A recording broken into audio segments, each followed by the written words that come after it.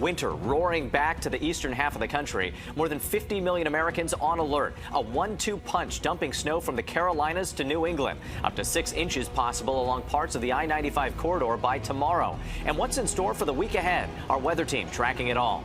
President Trump threatens more tariffs on American allies, including the UK, France, and Germany, all who have sent troops to Greenland, further testing the strength of the NATO alliance as protesters take to the streets in opposition to an American takeover, and a group of U.S. senators traveling to Denmark. Officials in Minnesota appealing for calm. The governor mobilizing the National Guard as protesters return to the streets hours after a federal judge placed limits on what immigration agents can do to peaceful demonstrators. Matt Rivers reporting from Minneapolis.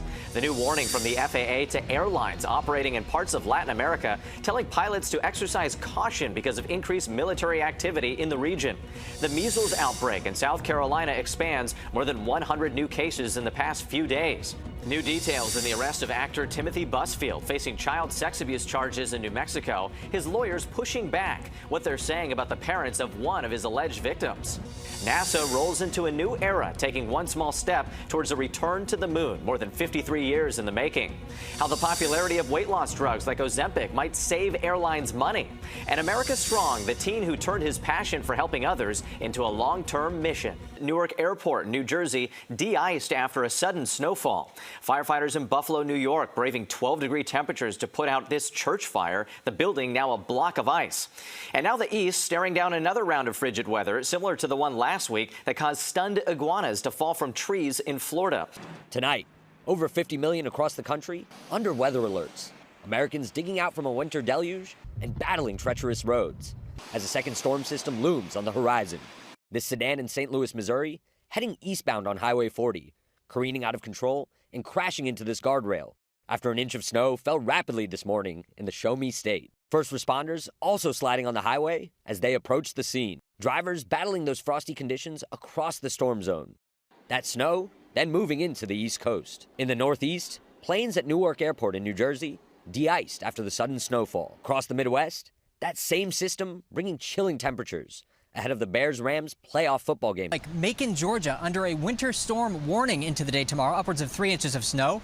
I-95 corridor, millions of people from Philly up to New York City into parts of New England, upwards of 3 or 4 inches of snow. Let's track it for you. And there could be snowfall all the way down to the Florida Panhandle, at least flakes flying in the air in those places into tomorrow morning. It all shifts off to the northeast as we head into the afternoon and evening hours tomorrow, eventually up into parts of New England. That could be impacting that Patriots game in Foxborough, Massachusetts. Behind that storm, Arctic air blowing across the warmer waters of the Great Lakes, upwards of 20 inches of snow off of Lakes Ontario and Erie.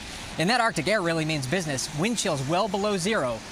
Tonight, President Trump issuing a new threat to our European allies who oppose a U.S. takeover of Greenland. Trump posting on Truth Social that 8 of our NATO allies, including Denmark, France, Germany, and the United Kingdom, will face 10% tariffs starting on February 1st. Adding that those tariffs will jump to 25% in June until a deal is reached for the complete and total purchase of Greenland. For weeks, Trump has been escalating his threat, saying the U.S. will have Greenland one way or another, refusing to rule out the use of military force.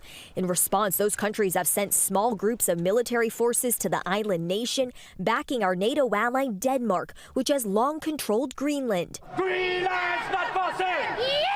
It comes as thousands march through the streets of Copenhagen today in protest, many waving Greenland's flag, holding signs that read, "Make America Smart Again" and "Hands Off." I'm afraid that he will destroy the NATO alliance, so we're here to stand with the Greenlanders. Trump is criticizing those countries for, quote, playing this very dangerous game and putting a level of risk in play that is not tenable or sustainable. This weekend, a bipartisan group of senators traveling in Denmark.